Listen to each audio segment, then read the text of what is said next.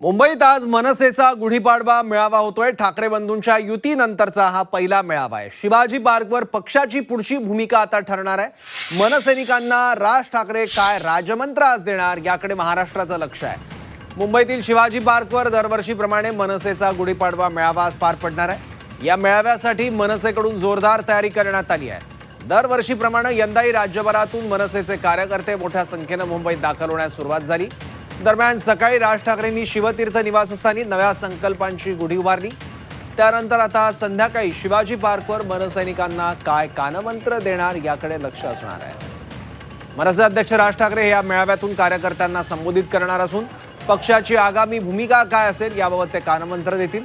महापालिका निवडणुकीत ठाकरे बंधूंच्या राजकीय युतीनंतर हा पहिलाच गुढीपाडवा मेळावा असल्यानं या युतीवर राज ठाकरे नेमकं काही भाष्य करतात का याकडे लक्ष असेल।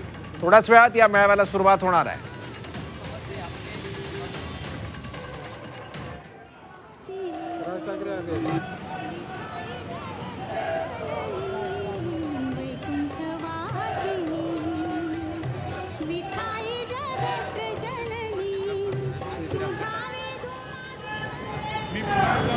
थोड्याच वेळात शिवाजी पार्कवर राज ठाकरे यांचं आगमन होणार आहे आणि आपल्या भाषणात ते काय मुद्दे मांडतात, कोणावर टीकेचे बाण सोडतात याची उत्सुकता महाराष्ट्राला, मनसैनिकांना सुद्धा। आणि याच जिथे हा मेळावा होतोय तिथून आपले प्रतिनिधी कृष्णात पाटील आपल्या सोबत आहेत, त्याचबरोबर कपिल राऊत आहेत आणि आपली प्रतिनिधी मनश्री पाठक सुद्धा आहे। सगळ्यात आधी मी कृष्णात यांच्याकडे जातो। कृष्णात, आता काय चित्र, काय वातावरण दिसतंय राज ठाकरेंच्या सभेआधी?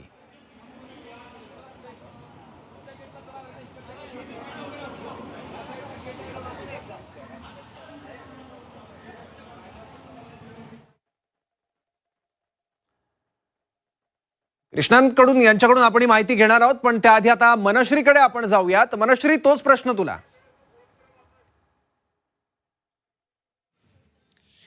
आजचा जो गुढीपाडवा मेळावा आहे तो अनेक अर्थांनी खास आहे। अर्थातच तारखेचा संयोग यावर्षी जुळून आलेला आहे।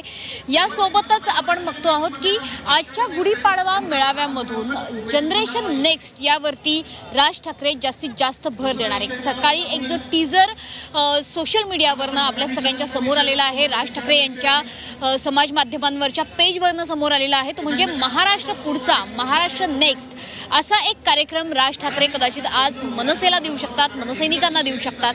त्यामुळे तरुण कार्यकर्त्यांची जास्तीत जास्त संख्या वाढवण्याचा मनसेमध्ये उद्देश आहे। आता सुद्धा माझ्या मागे जर तुम्ही बघाल तर तरुणांची संख्या ही अधिक आहे। सध्या मी व्यासपीठाच्या खाली आहे, समोर व्यासपीठावर आपण बघतोय की मनसे नेत्यांची भाषणं सुद्धा सुरू झालेली आहेत। त्याच्यामुळे अवघ्या काही वेळामध्ये आता राज ठाकरे यांचं आगमन इथे होईल VIP गेटमधनं आणि त्यानंतर थेटपणे राज ठाकरे हे मनसैनिकांना संबोधित करतील। अर्थातच गुढीपाडवा मेळावा हा ठाकरे बंधूंच्या युतीनंतरचा मेळावा आहे। कुठल्याही निवडणुका सध्या दृष्टीपथात नाहीयेत। ज्या निवडणुका व्हायच्या होत्या त्या झालेल्या आहेत, महापालिका निवडणुका, आणि त्याच्यानंतर आता हा गुढीपाडवा मेळावा आहे। त्याच्यामुळे पुढच्या साधारणतः 3 ते 3.5 वर्षात कोणत्याही निवडणुका नसताना नेमका कोणता कार्यक्रम मनसैनिकांना द्यायचा आहे तर महाराष्ट्र नेक्स्ट, जनरेशन नेक्स्ट अशा पद्धतीचा कार्यक्रम मनसेकडून दिला जाऊ शकतो। आणि म्हणूनच राज ठाकरे यांचं जास्तीत जास्त भर, यांचा जास्तीत जास्त फोकस आजच्या गुढीपाडवा मेळाव्याचा या तरुणांकडे असणार आहे। त्याच्यामुळे राज ठाकरे आज आपल्या तरुण मनसैनिकांना मार्गदर्शन करतीलच, मात्र सोबतच पक्ष वाढीसाठी, संघटना मजबूतीसाठी सुद्धा मार्गदर्शन करतील। सोबतच मनसेची पुढची राजकीय वाटचाल काय असेल, ठाकरे बंधूंच्या युतीचं भविष्य काय असेल याकडे सुद्धा या मेळाव्यातून कदाचित आपल्याला संकेत दिले जाऊ शकतात। बरोबर, कृष्णात पाटील सुद्धा आपल्या सोबत आहेत। कृष्णात, महापालिका निवडणुकांमध्ये एक दिलाने दोन्ही ठाकरे बंधू या निवडणुकांमध्ये सामोरे गेलेले होते, पण त्यानंतर काही मुद्द्यांवरून दोन्ही पक्षांमध्ये थोडासा मनमुटाव आणि एक दरी सुद्धा निर्माण झालेली आपण बघितली होती आणि त्यानंतरची ही पहिलीच सभा होते राज ठाकरेंची। सौरभ, तुझं म्हणणं खरं आहे, कारण ज्या मुंबई महापालिका निवडणुकीच्या पूर्वी दोन्ही बंधू ज्या पद्धतीनं औपचारिक, अनौपचारिक किंवा राजकीय इतर कार्यक्रमाच्या निमित्तानं वारंवार भेटत होते, त्या संदर्भातला एक संदेश देण्याचा प्रयत्न हा नेहमी करत होते। परंतु मुंबई महापालिकेची निवडणूक झाल्यानंतर मात्र या दोन्ही बंधूंच्या मधल्या भेटीगाठी ज्या आहेत त्या कमी झालेल्या पाहायला मिळत आहेत। अगदी प्रसाद लाड यांच्या मुलाच्या लग्नात देखील हे दोन्ही ठाकरे बंधू गेले, परंतु दोन्ही वेगवेगळ्या वेळाला गेले असलेलं पाहायला मिळाले। त्यामुळं अशी अनेक उदाहरणं आहेत ज्या ठिकाणी हे दोन्ही ठाकरे बंधू एकत्र येण्याची शक्यता जी आहे ती वारंवार वर्तवली जात होती, परंतु दोन्ही ठाकरे बंधू मुंबई महापालिकेच्या निवडणुकीनंतर एकत्रितरित्या कुठलीही राजकीय चर्चा एकत्रितपणे झालेली पाहायला मिळाली नाही. अगदी मुंबई महापालिकेतलं विरोधी पक्षनेतेपद असू दे किंवा स्वीकृत नगरसेवक पदाची जेव्हा